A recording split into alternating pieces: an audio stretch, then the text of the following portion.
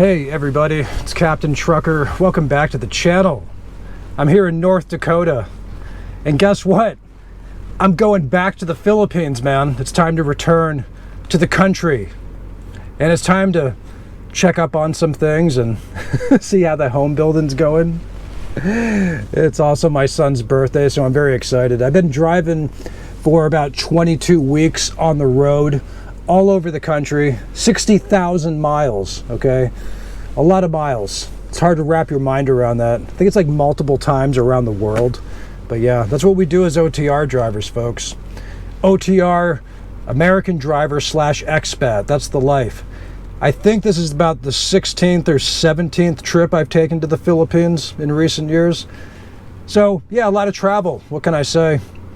Glad to do it. Able to save a lot of money, man. I think truck driving is one of the best opportunities for people who want to become expats or are. There's a lot of people that do it in reverse. A lot of immigrants come from foreign countries to the US and then they go back home. But there's still some people like me that are doing the opposite. So it does exist. Great money saving opportunity. If you can maintain minimalism and stay frugal, you can save more than the medium amount of Americans making $140,000 plus annually, okay? Most Americans average medium savings rate's about 3 to 6%. Over 100K, it's about 10 to 15%. And you can do that in about 8 months, all right? So whenever you hear people say poor truck drivers, just keep that in context, right? Anyway, I wanted to show you guys my truck, because I don't think I've ever shown you guys the inside of my truck. I'm living really large here, okay? Taking good care of myself. As you can see, I'm a big promoter of cleanliness. No, I'm just joking. I mean, if I ever, get married or have my wife in here, I'm gonna have some help because, well, that's just the way it goes. But actually, I take care of my vitamins, right? Check this out. This is my vitamin cabinet, man. I got this thing loaded and there's more. I got fish oils, collagen, creatine, D3, zinc, triple omega-3s, B12C. I got K2 back there as well, and multivitamins. And I got more fish oils in my refrigerator. It's incredible. And here's my bed, as you can see, living in luxury. A Hungarian woman once gave me that blanket. I stayed in this house with this Hungarian family when I was homeless years ago. And she actually gave me that blanket as I was on my way to the airport. Isn't that nice? I've had it for about 10 years. I just can't seem to get rid of it. Well, it's colorful. I mean, it's tropical and it just kind of fits my lifestyle, I guess. She handmade that, by the way. But anyway, yeah. It's been a long journey, folks. Long journey. Yeah, so I've been on YouTube about 3 years now, and I'm part of what's called the Philippines Expat vlogging community. I've met some interesting people in the community. Some are cool and some are not so cool. What can you do? I mean, you get a whole variety of them, right? It's the same with expats. Whole different population of people, different categories of people. Not all expats fall into the same categories, right? You have people seeking romance usually, travel, adventure, different quality of life. They want to experience different cultures. And then you just get some degenerate sex tourists. I mean, so there's all sorts of different types, but they can't really put us all in the same category, right? So I think there's about 600,000 Americans currently, maybe in the Philippines, as expats, travelers, tourists, and whatnot. They say that number is going to increase. I think it's increasing a small amount each year, but as it compounds, and could be a lot of foreigners in the Philippines by 2035. So it'll be kind of interesting to see how the intermingling of the cultures changes or helps or whatever, Anyway, I wonder has anybody checked on Vitali, by the way? Remember that was a huge topic for a long time when the vloggers were out crucifying Vitali because I guess he was the worst thing on earth. And I haven't heard anything, but apparently he must still be sitting there in detention or jail. But if anybody's heard anything, let me know. Maybe we should go try to visit him. No, I'm just joking. We can't do that. That'd be funny, though. Wouldn't it be funny if somebody tried to visit Vitali in jail? That's terrible. I really don't find it funny, though, in truth, because I kind of saw it coming for a long time. Yeah. I guess that's why, or people speculate that's the reason why the Philippines updated their guidelines on these NPC rules and laws or whatever. So people apparently have more guidelines when filming in public now in that country. I wonder how that's playing out. Anyway, Always stuff going on there. I kind of miss the days of comedy, folks. You know, early on my journey as a young boy, as a teenager, I used to have a comedy show on public access in Southern California, and I really enjoyed it. And I think somewhere along the way in my 20s, I got into playing drums and bodybuilding, living in an RV, kind of living off the grid. I worked at all these corporations doing contract temp work as an accountant work. And then I would always be, I just always didn't really fit in the corporate mold, maybe.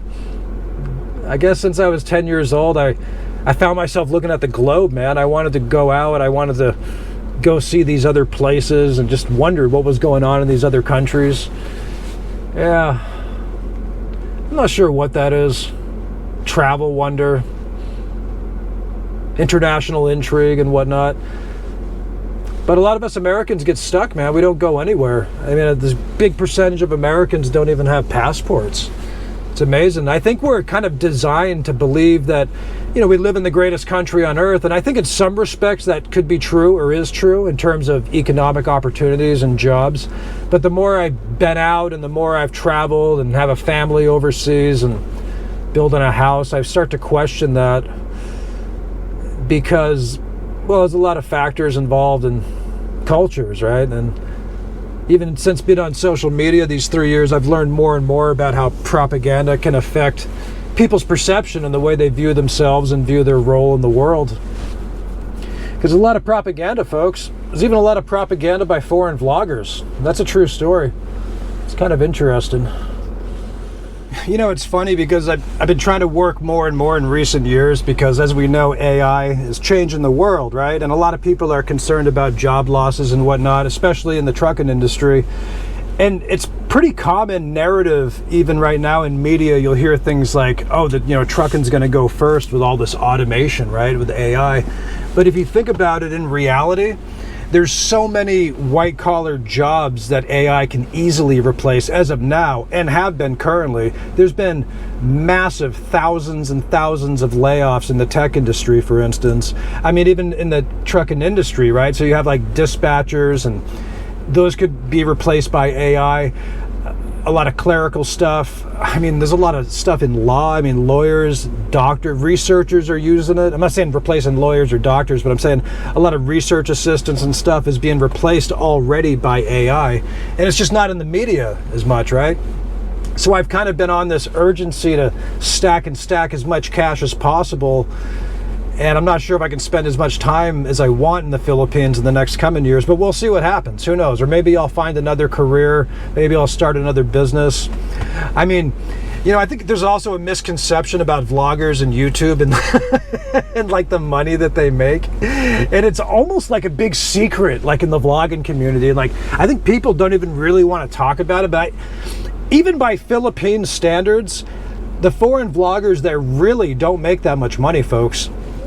In terms of monetization. Now, if they're selling another product or they're using their channel to promote a business, that can be a kind of a different story. But even these people you see with like 50,000, 100,000 subscribers, getting thousands of views per week, that doesn't necessarily equate to that much money. In fact, it's even the stuff you see on the projections, like on Social Blade and other websites that show like what vloggers are supposedly worth. A lot of those are grotesquely exaggerated, folks. So just keep that in mind. And it kind of goes back to my theory that I think a lot of people just get sucked into social media either for the wrong reasons or they get addicted to the attention and it kind of skews their message. We saw an extreme example of that with Vitali and kind of the where, you know, things can go wrong if you start off doing weird stuff as a vlogger and you get famous for the wrong reasons or whatever. He was a prankster, but anyway, they say what he did was criminal. So, yeah. But anyway, I had another point to this. Oh yeah, vloggers don't make that much money necessarily. Even the big ones may not make as much as you think. So anyway, yeah, it's good times, folks. I've always enjoyed vlogging. I'm very grateful for the people that watch the channel. I think this year I've been in kind of a sort of a plateau vibe-wise, and that's okay. You don't have to try to, you know, hit it out of the ballpark each time. I'm just kind of grateful for the people that watch, and I'm going to keep this channel going because I enjoy doing it. I think it's made me a better person in some ways. It's helped me self-reflect. It's helped me make myself more accountable. And it's been really great talking to people that watch the channel. I really enjoy it. And I really appreciate the people that reach out. I really do. Yeah. So there's a lot of stuff coming up in life, folks. I mean, life's short. You know, I'm in my 40s now. I never would have thought I would be in this position one day to where I would be like this full-time truck driver and living in the Philippines. Never would have guessed it, right? But I guess, what was it, 14, 17 years ago? I met my first Filipina girlfriend who was actually 10 years older than me. It was like the reverse age gap or something, right? It was like she was like a cougar or something, and I was mid-20s, and yeah, I don't know. Sorry, that's kind of tacky word, cougar. I just mean she was older than me and more responsible, had a career and stuff. And I guess since then, I kind of became really interested in the culture, and I thought, geez, one day I would really like to go to the Philippines. And what I want to tell people is, if you're thinking about moving to the Philippines, have the right expectations and know what you're getting into, and just you can prepare in life, right? But there's only so much you can do, because some people overanalyze, they over-prepare, and then they end up living in fear. They don't do anything, right? But we got to have actions. We got to take risks sometimes. There's always going to be risk in life. But if you believe in something, if you have a goal, you can make things happen. That's true. That's a true story. Mitigate the risk. Yeah. I'm going to check on my house build. I'm not sure when I'm going to finish it. I guess just part of the roof is missing. I was kind of ranting about it in my last video, but I'm glad I can do it. I'm not really in a hurry to finish it. We already kind of have a small little house that we built. I built this tiny unit, like a 1-bedroom apartment, for basically $4,000 US, and it's kind of sustained us for a long time. So I was always into minimalism, but that's kind of the way it goes. I guess that's pretty much all I have to say. I mean, I've been traveling a lot, so I'm just kind of sitting still for the first time, and it's starting to hit me like, wow, I get to go somewhere again. It's exciting, you know. I get to take a break from this truck, see my son, see people. I'm going to stop by the Bay Area on the way out and fly out of SFO, San Francisco. I lived up in the East Bay for a long time, so I got some friends up there. Might say hi to some people. I got some family up there too. But anyway, I'll keep you all posted. It's Captain Trucker. You guys be good. Please comment, subscribe. Thanks for watching. Bye-bye.